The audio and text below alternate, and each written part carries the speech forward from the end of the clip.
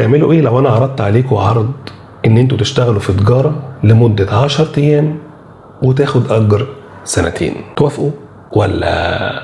طبعا عرفتوا وتأكدتوا ان انا بتكلم عن 10 من ذي الحجة. الايام دي ربنا سبحانه وتعالى فضلها عن باقي ايام السنة كلها وضاعف فيها الاجر والثواب بامر الله. طيب نعمل ايه؟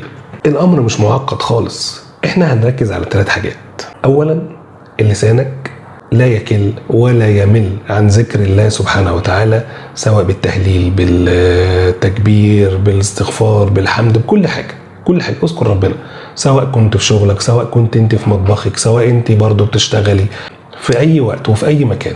تاني حاجة ان ربنا سبحانه وتعالى ان شاء الله يقدرنا نقدر نصوم من الايام المباركة دي ان شاء الله، حسب صحتكم طبعا. حاولوا على قد ما تقدروا تصوموا يوم عرفة، بس طبعا لو صحتك مش هتقدر او في مانع مرضي او اي شيء فدي حاجة بينك وبين ربنا سبحانه وتعالى. ثالث حاجة الصدقة الجارية، اجبر بخاطر الناس، معلش ابتسم شوية، ابتسموا كده في وش الناس. عايزين احنا المفروض نبتسم في وش بعض يا جماعة، يعني ده الابتسام في وجه اخيك صدقة ولا ايه؟ وكل سنة وانتم طيبين. وابعت بقى الفيديو ده لكل الناس انت بتحبها، عيلتك اصدقائك ايا كان، خلينا نكسب كلنا ثواب، لعل وعسى حد يعمل حاجة من اللي احنا بنقولها. سلام عليكم.